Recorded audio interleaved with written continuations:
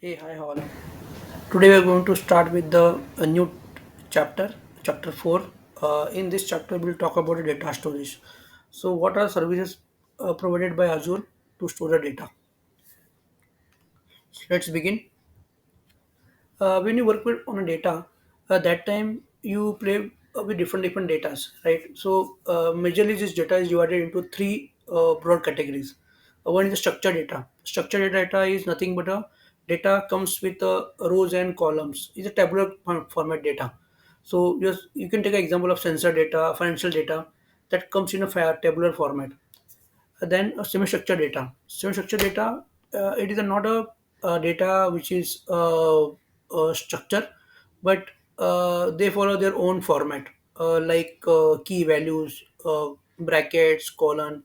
So JSON format comes into that kind of structure. Then HTML format, where they use a body, then header, to write a code of data. Similarly, XML as well for messagings. So this is a semi-structured data, and then the last is the unstructured data. So the text data, it is not a organized data.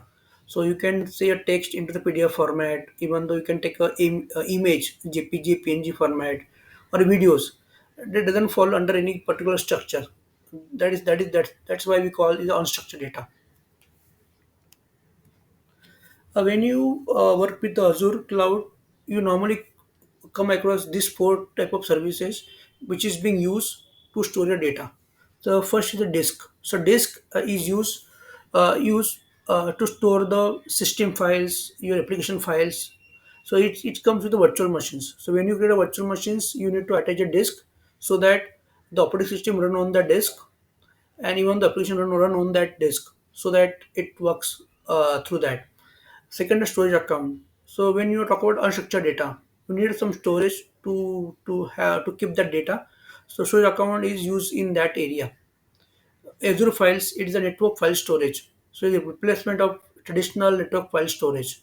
So you can use this Azure files to map your drive with multiple virtual machines, and everybody can work on that drive simultaneously. And the fourth is database. It is a database which our work as a backend to your applications. So application can make a query to this database and fetch the data. Azure Disk. So what is Azure Disk? So disk, normally we call this Azure Disk is a block level storage provided by SAN, Storage Area Network. So you can keep all your files into this to disk, and then you can use this disk to run your applications, run operating systems through that.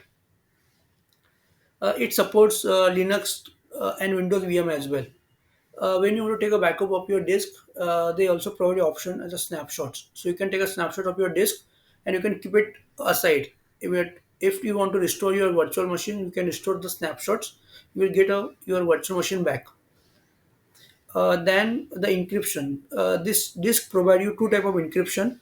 One is a server-side encryption, and other one is a Azure disk encryption. So in server-side encryption, when you create this disk or when you create a VM, you can get an option on the screen where you can use a platform managed key or you can use a customer managed key. And then the Azure disk is kind of disk at a OS level where you can use a BitLocker to encrypt your disk. This Azure disk is available in two format: a managed disk and unmanaged disk. So when you create any virtual machines, your operating system disk, the OS disk I'm talking about here, it always comes with a managed disk. For data disk, you always get an option. You can convert the data disk into unmanaged format as well. So as unmanaged, it means that this disk is not managed by Microsoft. You have to manage the disk. You can add additional disk as much you want, but again there is a SKU. Based on the SKU of your virtual machines, you can get support of the disk. Few SKUs support only four disk. Few support more than four also. So it's based on your SKU type. You can increase the size of your disk from 100 to 200 as well. And then there's one more option is that when you're setting up the cluster. into the Azure, you require share type of disk. So the Azure disk also work in that area as well, through which you can share the one disk with multiple instances as well. And there one more thing, imparallel storage. So few SKU, when you create a virtual machine in few SKU, it supports the imparallel storage. So that storage comes with the your VM. That is a temporary storage. You can keep a data on that storage, but it's not for long term. As long as the machine is running, the data will be there. When you reboot the machine, data will be wiped out. So you would think while using that particular temporal storage, it is the best suited for the your virtual disk or page files. So it will help to increase the performance of your virtual machines by keeping that page file and virtual memory into that temporal storage. There are different types of disk available right now to use. We'll go with the right to left. First is the HDD, hard disk drive. It's a magnetic disk, so it have a limited throughput and IOPS. So you can use this disk for the non-critical non-critical operations or for backups. So when I say throughput, throughput is nothing but a number of bits read and write per seconds. It's a one measurement. And then IOPS, the number of read and write operation you do per seconds. So these are the two parameters. Based on that, you can see the performance of your disk. It's very important for running the applications. Then moving to next type of disk is a standard SSD. Standard SSD, it's a solid state disk. It is kind of flash disk. So it provide you more throughput, more IOPS, and for low environments or for the lightweight applications, you can use the standard SSD. If you want to go with a production kind of workload, you want a critical workload you have, and you require more transactions over there, then always go with the premium, because it offers a better throughput, better IOPS than the standard SSD and HDD. And then the ultra disk. So ultra disk is used when you want to do a intensive operations on your disk, or there is a critical workload or heavy lifting you want to do. In that case, you can go with ultra disk. As the name suggests, it provide you the more throughput and IOPS than rest of the disk.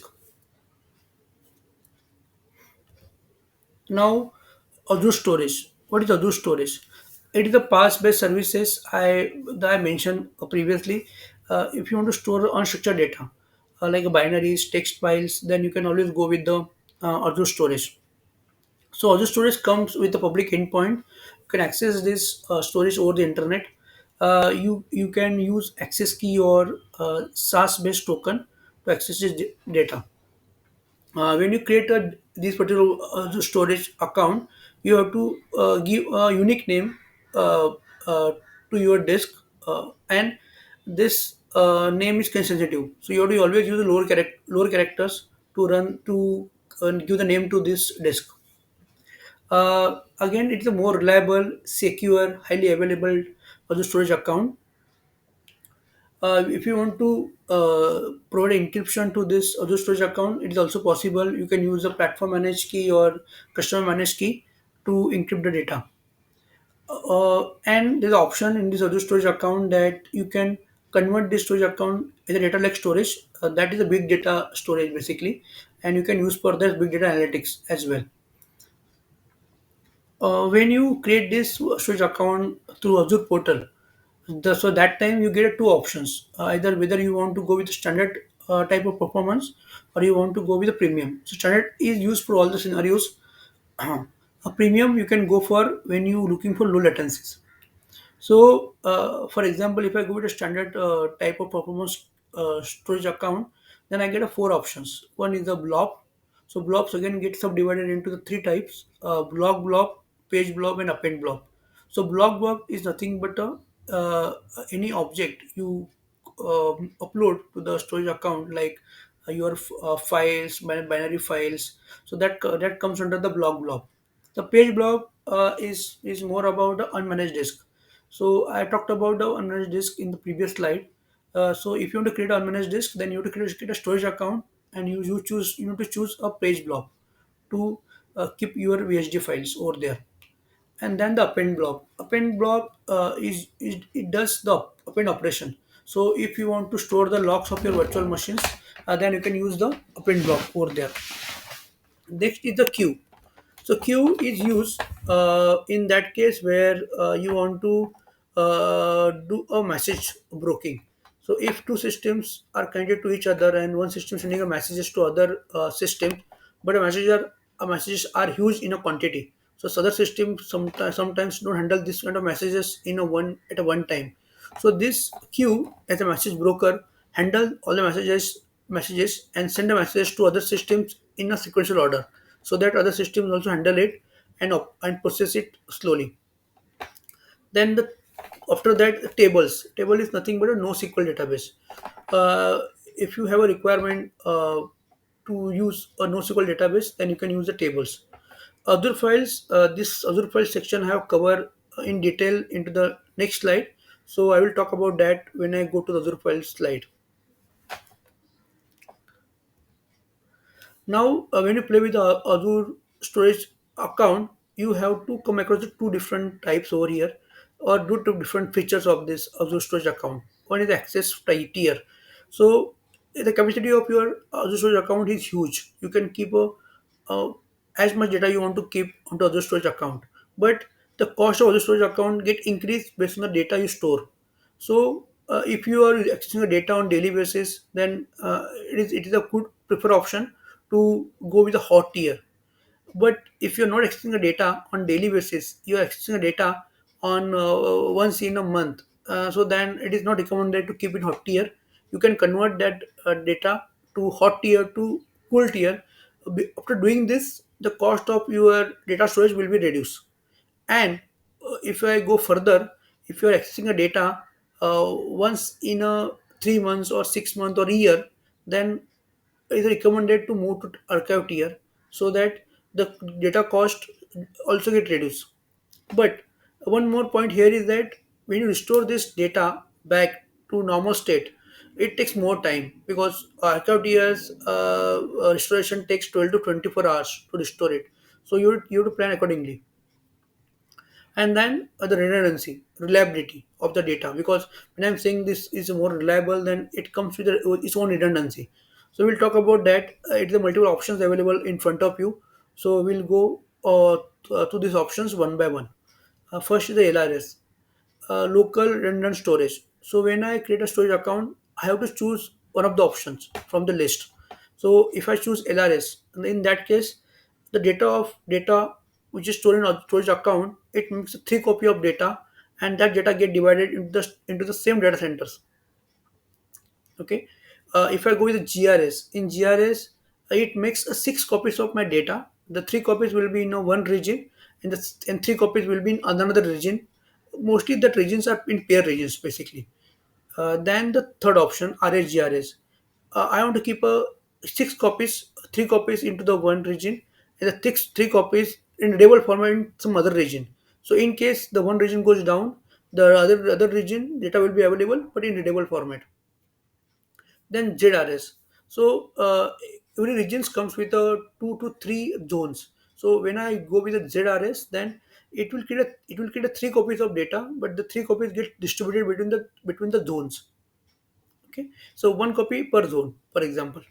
Then the ZZRS. So here you want to take a benefit of the both type of uh, uh, zone, both type of options, that's ZRS and ZRS. In this, six copy will be available. Three copies will be available into the same region across the zone, and the three copies will be available into different region. Okay, and then the last one is the RAGRS. In RAGRS, where you can keep three copies of your data into the same region across the zone, and as well as you can keep the three copies of your data into the other region, but that will be readable format, and that will be used if the existing primary region goes down. In that case, now moving to Azure files. So Azure files, it helps a lot if you want to go away from the your traditional file storage. Okay, so it's a PaaS service, so all the management will be taken care by your Microsoft. You have to just use the service as it is. So this service comes under the storage account only. When you use this service, it give you two options. Either you want to use you want to go with SMB or NFS. So SMB is used for the Windows file storage. So if I want to map this drive with the Windows files, then I can go with SMB. If I want to map this drive with the Linux systems, then I can go with the NFS. Okay, it's a file format available over there. If you want to access these Azure files, again you have option that you can use access key. If you have your Windows AD available, then you can integrate this Azure files with the Windows AD as well. Then when you so basically when you create file storage by using these Azure files, it will provide you a script, a PowerShell script, a Bash script with containing all the command line. So you can directly take the script and you can execute on your virtual machines where you want to map this drive. It's super easy. These Azure files can be suitable for on-premises as well as onto the cloud as well. You have to just take a script and you have to map that. You have to run the script onto the on-premises server, and that this will be available to you. That this will be available to you via internet, via private link as well. You can use any one option. Now you want to daily want to access the data, and the data will be available for you for longer term or on daily basis. You can use the file sync. So file sync option is bit better for caching. So data will be available for you for quickly basically. And then if you want to take a backup of your data storage or file share, then you can use the backup. It will support the snapshot level of backups. Then when you're planning to use this Azure files, you get two options. One is standard. It is used for most of the scenarios, and it provides a 5 TB of disk space. And then a premium. When you're looking for low latency, then you can go with the premium option. It provides you up to 100 TB of data size.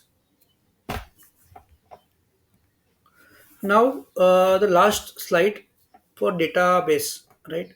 So when you play with the data, you come across the two databases. One is the SQL database, and another is NoSQL databases. SQL database is nothing but a tabular database. It comes with rows and columns.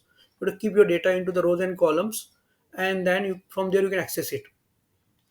And NoSQL is more kind of unstructured data where I'm trying to put a database could be into the document, it could be into key value pair, it could be into the kind of graph DBs. So based on the my need, I can use this SQL or NoSQL database. SQL is mostly for user sessions kind of management. NoSQL is highly used for the gaming, retail businesses, IoT devices because it's providing low latency and it can scale horizontally. But on other end, SQL is mostly does the vertical scaling, right? So NoSQL is mostly used for online applications a lot. Okay, where real time data processing is required over there.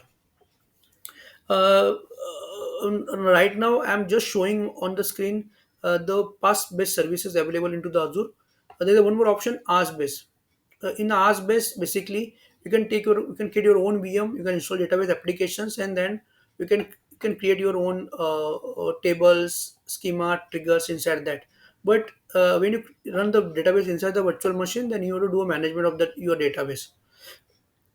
Okay, but if you go with the pass based services, so all the management will be taken care by the Microsoft. So in the relational database, it provides you the SQL database in the instance. It provides its own endpoint, so you can use the application, you can get a connection string, and you can connect to this databases using the connection string. Okay, managed SQL DB, it is used for the kind of migration purpose. If you want to migrate any database from on-premise to cloud, then managed SQL DB is helpful in that case. And then the Postgres, Maria, SQL. So whatever application requirement you have, based on that you can choose any one of the option over here. And moving to Cosmos DB. So Cosmos DB, it is a NoSQL database I mentioned. So in Cosmos DB, it provides APIs. So if I want to use a document type of DB or key value pair kind of DB, in that case I can go with a Cassandra, MongoDB. If I go for Graph DB, it's also provide a Graph DB as well. So based on my requirement, I can get a different type of databases through Cosmos DB. Okay, thank you for watching. Bye.